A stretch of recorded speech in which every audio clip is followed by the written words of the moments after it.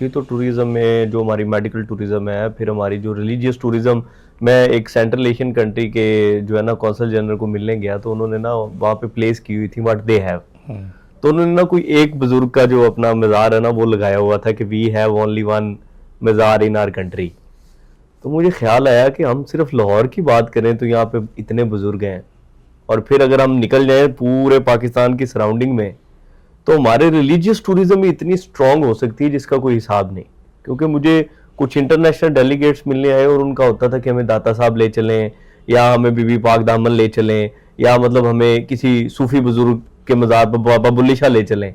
तो ये अगर हमें समझ आ जाए ना, या हमारे ऊपर जो लोग रूल कर रहे हैं उनको कम से कम समझ आ जाए, तो फिर तो देखिए ऐसा बात क्या है कि हमारे यहाँ ऑर्गेनाइज्ड टूरिज्म नहीं है। इंडिविजुअल जैसे आप हैं, इंडिविजुअल आपको कह दिया जी जब मैं कसूर ले जाएं बाबा बुल्ले शाह के मज़ार पे या लाहौर में बहादुर शाह लाल किले मज़ार पे ले जाएं, वो इंडिविजुअल है। इनको ऑर्गेनाइज्ड पैकेजेस डेवलप करने चाहिए कि यहाँ लेके जाएंगे और ये उसका ख़र्चा होगा, ये सारी बात होगी। तो अभी भी जैसे करतारपुर हिंदू आते हैं और बुद्धिस्ट आते हैं, थोड़ा सा ऑर्गेनाइज्ड काम होता है, मगर इसको मज़ीद ऑर्गेनाइज करके, और इसी तरह से मैंने कहा साउथ में आप थार डेजर्ट का सैर कराएं, नॉर्थ में किलगित बल्तिस्तान की सैर कराएं, सेंट्रल एरियाज़ में ये सारे हमारे बुज़ुर्ग हैं, अदरवाइज़ भी फोर्ट्स हैं, चीज़ें हैं दिखाने वाली। और फिर हमारा फूड का आइटम बहुत अच्छा है, वो इनको बताएं कि हमारे जो कुज़ीन है वो कितने अच्छे हैं। मगर वो ऑर्गेनाइज तरीके से बहुत कम हो रहा है।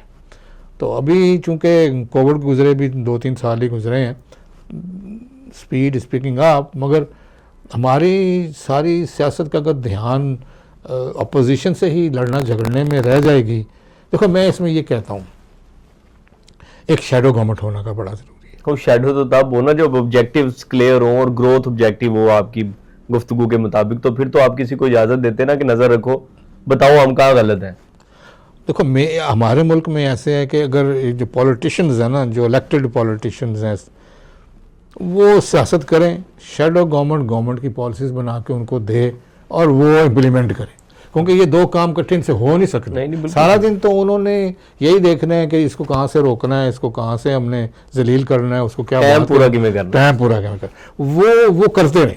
वो इलेक्टेड है ना, वो करते नहीं। एक शैडो गवर्नमेंट हो, उनकी अपनी इलेक्टेड, उनकी अपनी नॉमिनेटेड, जो उनको हर सेक्टर में, चाहे वो लेदर सेक्टर है, ग्लास सेक्टर है, केमिकल सेक्टर है, वो फर्नीचर सेक्टर है, वो उनको सजेशनें देता फिरे, और वो नीचे बैठे, उनको और कोई काम नहीं होगा, सियासत से उनका कोई तल्लुक नहीं है। वो हर सेक्टर में सजेशनें लेंगे और वो अपना मशावरत करेंगे, और उसके बाद वो गवर्नमेंट को कहेंगे भाई इस सेक्टर में ये होना चाहिए, इस सेक्टर में ये होना चाहिए। फिर कैबिनेट जो है वो डिसाइड कर ले यहाँ पे क्या करना चाहिए क्या। क्योंकि अगर ये दोनों काम सियासतदान ही करते रहेंगे, इकॉनमी को ये नहीं देख सकते, ये उधर ही देखें जिधर देख रहे हैं, जो वोट लेके आके इनको बड़ा गरूर होता है कि हम वोट लेके आए हैं। तो वोट लेके आना है, वो अपना चलो काम आप करें।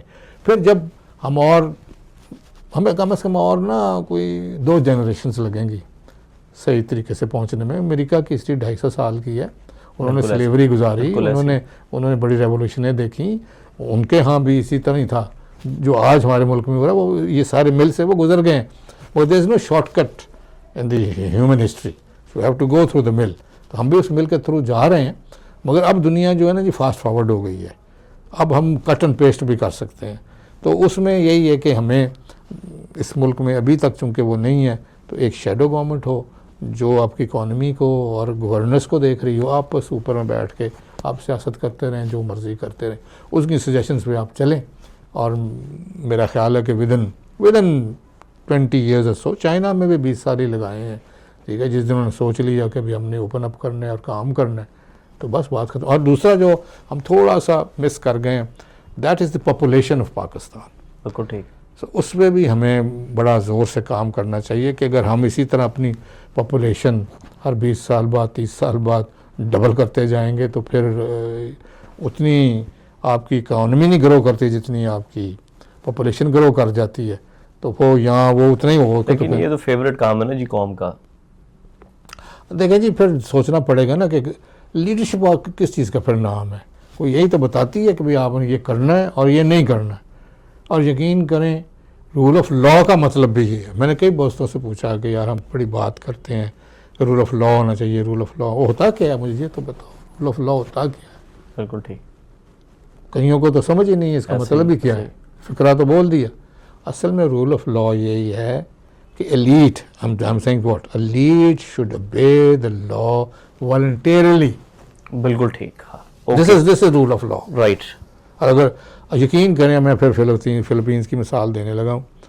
उन्होंने कह दिया कि सब ने हेलमेट पहननी है, सब हेलमेट पहन रहे, कोई उथे फन्ने खा नहीं है कि मैं नहीं पानी। This is what is rule of law. बस कह दिया तो हो गया, ठीक है। What is said is done, ये लॉ होता है, ठीक है जी। हम एक छोटी सी लॉ नहीं फॉलो कर सकते कि आपने हेलमेट पहननी है, which is for your own good as well. तो कहने का मतलब है कि this is what is rule of law, कि आपको एक कह दिया, आपने कर दिया, बात खत्म। दूसरी सोच नहीं है, आर्गूमेंट नहीं है कि जी हेलमेट मुझे पसीना आता है, जी मुझे नज़र नहीं आता, ये वो, पहनना है तो पहन।